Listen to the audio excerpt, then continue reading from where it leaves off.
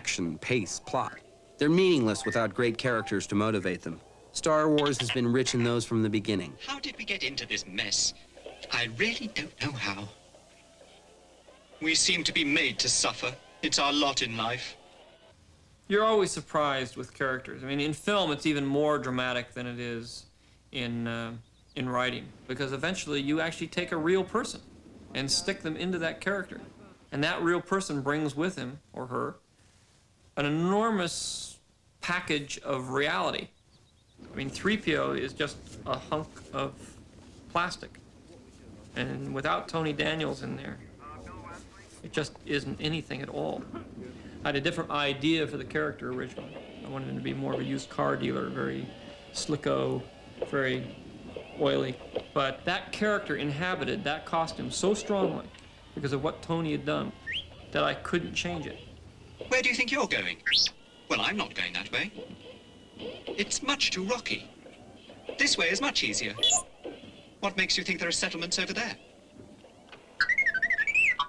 Don't get technical with me. What mission? What are you talking about? I've just about had enough of you. Go that way. You'll be malfunctioning within a day, you nearsighted scrap pile.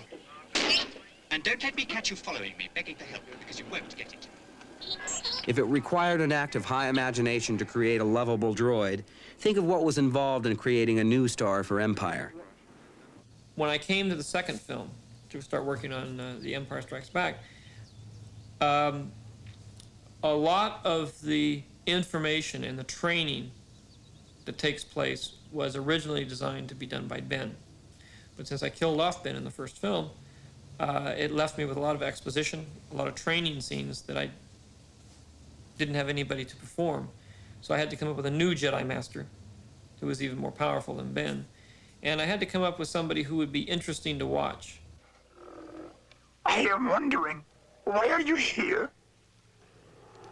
I'm looking for someone. Looking? Found someone you have, I would say. Right. Help you again? Yes. I don't think so.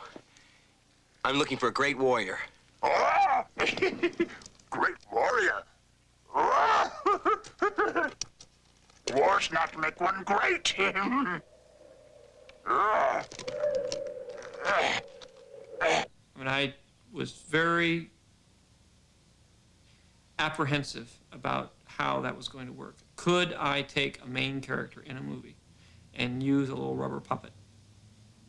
And would that, I mean, is it going to happen, or is it just going to be a disaster? And right up until the moment where he was on film and talking, it looked like it was going to be a disaster. You know, little hints. Well, it looks pretty good, and Frank can do some really funny things, and that sort of seems to work, and is it going to happen? But then when it goes onto the screen, it's magic.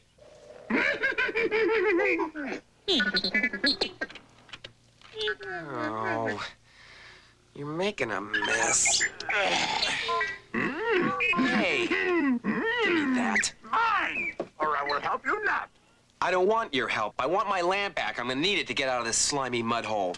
Mud hole? Slimy? My home this is. What? R2, let him have it.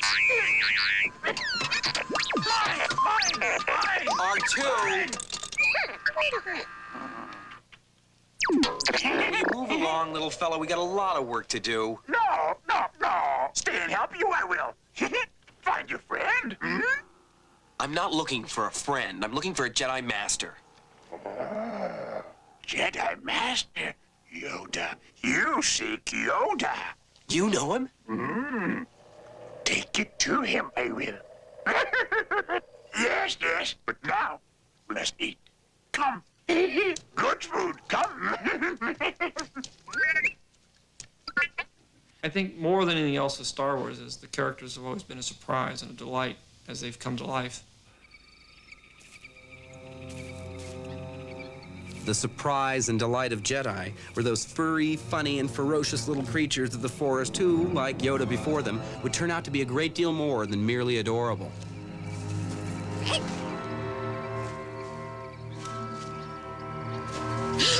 Cut it out! What none of us knew when we first met them was that they had the power to overthrow a mighty empire. Sped up in its perception of visual material, primarily as a result of television commercials.